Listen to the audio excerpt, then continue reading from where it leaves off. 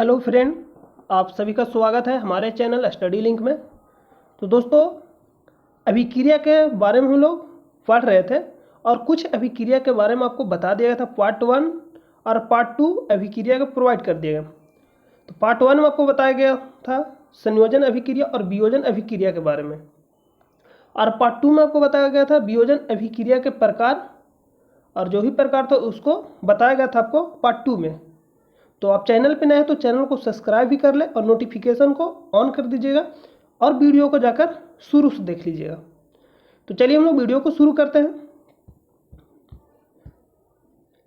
आज जो आप जानने वाले हैं अभिक्रिया के बारे में वह विस्थापन अभिक्रिया, जिसको हम लोग बोलते हैं डिस्प्लेसमेंट रिएक्शन। डिस्प्लेसमेंट रिएक्शन कहने का मतलब, विस्थापन का कहने का मतलब होता है चेंज करना। विस्थापन कहने का मतलब होता है चेंज करना, मतलब स्थान को बदलना। विस्थापन मतलब स्थान को बदलना, जिसको बोलते हैं इंग्लिश में डिस्प्लेसमेंट, मतलब प्लेस को चेंज करना, यहाँ से वहाँ, एक जगह से मतलब दूसरे जगह। तो डिफिनेशन में लिख रहा है कि वह अभिक्रिया जिसमें अधिक क्रियाशील तत्व दूसरे कम क्रियाशील तत्व को उसके यौगिक के जलीय विलयन से विस्थापित कर देता है, विस्थापन अभिक्रिया कहलाती है। विस्थापन अभिक्रिया दो प्रकार के होते हैं। विस्थापन अभिक्रिया कितने प्रकार के होते हैं? दो प्रकार के।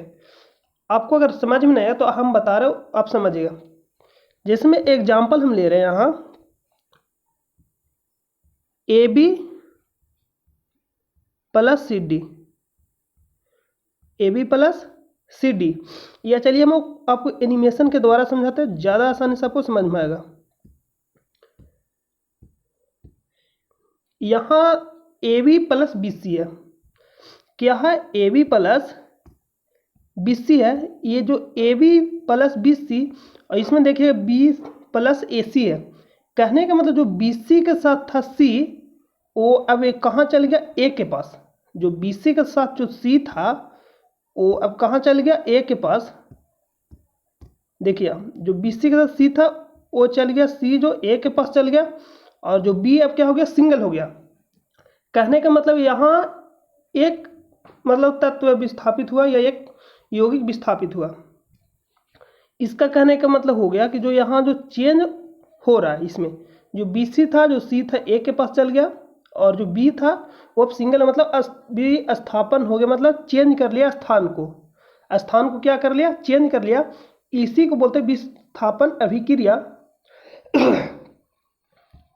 तो विस्थापन अभिक्रिया भी हम आपको बताया कि दो प्रकार के होते हैं।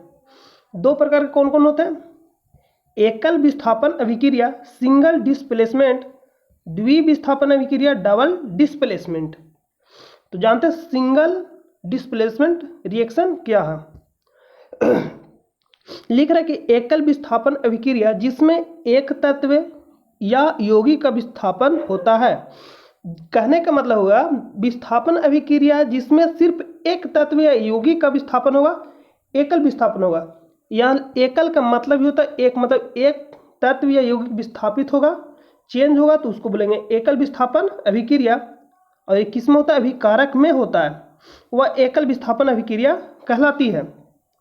या आप लिख सकते हैं कि एकल विस्थापन अभिक्रिया जिसमें एक तत्व या यौगिक का विस्थापन, या लिख सकते हैं कि एक तत्व यौगिक का अभिक्रिया में विस्थापन होता है, तो वह एकल विस्थापन अभिक्रिया कहलाती है। एग्जाम्पल में ले सकते हैं, यहाँ जो एग्जाम्पल आपका यहाँ दिया गया है कि A प्लस BC, और इसमें जो अभिक्रिया जो चेंज हो रहा है B प्लस AC, जो C था किसके पास चला गया? A के पास चला गया, मतलब अपना स्थान चेंज कर लिया, मतलब डिस्प्लेसमेंट इसी को बोलते हैं। आप एनिमेशन देख सकते हैं, जो Mg है, यहाँ देखिए G जो है हट जाता है और Mg आ जाता है G के पास। जो Mg है, ये देखिएगा ध्यान से, Ag हट गया और Mg मतलब मैग्नीशियम जो रहता है सिल्वर के जगह ले लेता है स्थान अपना, मतलब डिस्प्लेसमेंट हो गया, मतलब स्थान चेंज हो गया। इसी को बोलते हैं, अगर A को चेंज हुआ तो बोलेंगे एकल विस्थापन अभिक्रिया। तो ये आपका क्या हो गया? एकल विस्थापन अभिक्रिया। अगला द्विविस्थापन अभिक्रिया, वही इसी का एग्जाम्पल है यहाँ। और एग्जाम्पल में अगर लीजिएगा कि Fe प्लस CuSO4 जिसको बोलते हैं कॉपर सल्फेट, और इसको नीला थोथा भी बोलते हैं। तो आपसे सिंपल एग्जाम में ये भी पूछ लेता है कि नीला थोथा का सूत्र क्या होता है। CuSO4 कॉपर सल्फेट जब लोहा के साथ अभिक्रिया करता है तो बनता है FeSO4 फेरस सल्फेट, और साथ में क्या बनता है कॉपर, जो कैसा होता है लाल भूरा रंग का होता है। कैसा होता है लाल भूरा रंग का होता है।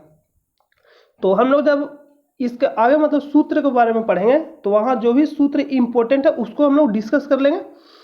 तो चलिए हम लोग अगला पॉइंट पे चलते हैं। अगला पॉइंट है द्विविस्थापन अभिक्रिया। द्विविस्थापन अभिक्रिया जिसको बोलते हैं डबल डिस्प्लेसमेंट रिएक्शन, बोलते हैं वह अभिक्रिया जिसमें दो तत्व या यौगिक का विस्थापन अभिकारक में होता है। किसमें होता है? अभिकारक में होता है। अभी आपको हम पिछले वाले बताए हैं कि जिसमें एक तत्व या यौगिक का विस्थापन अभिकारक में होता है तो उसको बोलते हैं एकल विस्थापन अभिक्रिया, और द्वि का मतलब ही होता है दो। तो यहाँ लिखेंगे वह अभिक्रिया जिसमें दो तत्व या यौगिक का विस्थापन अभिकारक में होता है द्विविस्थापन कहलाता है, मतलब द्विविस्थापन अभिक्रिया कहलाता है। इसका एग्जाम्पल आप यहाँ समझ सकते हैं। देखिए जैसे मान ली AB प्लस क्या है CD और AD प्लस CB, तो यहाँ जो डिस्प्लेसमेंट हो रहा है देखिएगा यहाँ ध्यान से, जो D है यहाँ देखिए AB है, तो AB यहाँ तो है अभिकारक में, लेकिन उत्पाद में देखिए कि AD है।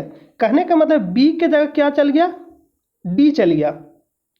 B के जगह D चल गया और C के जगह क्या आ गया? B आ गया। तो यही क्या हो गया? मतलब दो गो का विस्थापन हो रहा है, मतलब दो गो का स्थान चेंज हो रहा है, तो उसको हम बोलेंगे द्विविस्थापन अभिक्रिया। अगर सिर्फ एक का स्थान चेंज होगा तो उसको बोलेंगे एकल विस्थापन अभिक्रिया। यहाँ पे एग्जाम्पल में देख सकते हैं, एग्जाम्पल में लिख रहा है कि सिल्वर नाइट्रेट पोटेशियम क्लोराइड के साथ अभिक्रिया कर रहा है, तो जो यहाँ क्या बन रहा है? सिल्वर क्लोराइड बन रहा है। जो नाइट्रेट के जगह क्लोराइड चल जा रहा है और क्लोराइड की जगह क्या जा रहा है? नाइट्रेट। यहाँ silver nitrate plus potassium chloride, लेकिन जो यहाँ है जो क्लोराइड है कहाँ चल रहा है? नाइट्रेट के जगह चल जा रहा है, और ये जो आपका हो गया नाइट्रेट कहाँ गया? क्लोराइड के जगह आ गया। तो बनेगा क्या? Silver chloride. यहाँ देखिए ये क्या बना? सिल्वर क्लोराइड, और यहाँ बनेगा पोटेशियम नाइट्रेट। तो ये आपका क्या हो गया? Double displacement reaction. दो का स्थान चेंज होगा, डबल डिस्प्लेसमेंट रिएक्शन। एक का स्थान चेंज होगा, एक का स्थान मतलब एक्सचेंज होगा, मतलब बदलेगा, तो बोलेंगे single displacement reaction. I hope कि आपको समझ में आ गया होगा। एग्जाम्पल में ले सकते हैं कि Na2SO4 sodium sulphate plus BaCl4 bohrium, यहाँ जो हो जाएगा BaCl2 बेरियम क्लोराइड, और इसको जो अभिक्रिया देते हैं तो बनता है BaSO4 बेरियम सल्फेट और बनेगा 2NaCl। ये जो संतुलित समीकरण इसलिए यहाँ 2 लगाया, तो सोडियम क्लोराइड। तो यहाँ देखिएगा कि सल्फेट के जगह क्या गया? जो यहाँ देखिएगा कि सल्फेट जो था उसके जगह जो यहाँ क्लोराइड थे चेंज हो गया। नहीं समझ में आ रहा, फिर से समझिए। जो ये यहाँ जो ये आपका क्लोराइड है, इसके स्थापना अगर इसके स्थान पर देखिए ध्यान से, ये क्या आ गया? सल्फेट आ गया। देखिए यहाँ BaSO4 और यहाँ क्या है? BaCl2, लेकिन Cl2 हट जाता है और कौन चला जाता है? सल्फेट चल जाता है। यहाँ क्या बनेगा? Barium sulphate.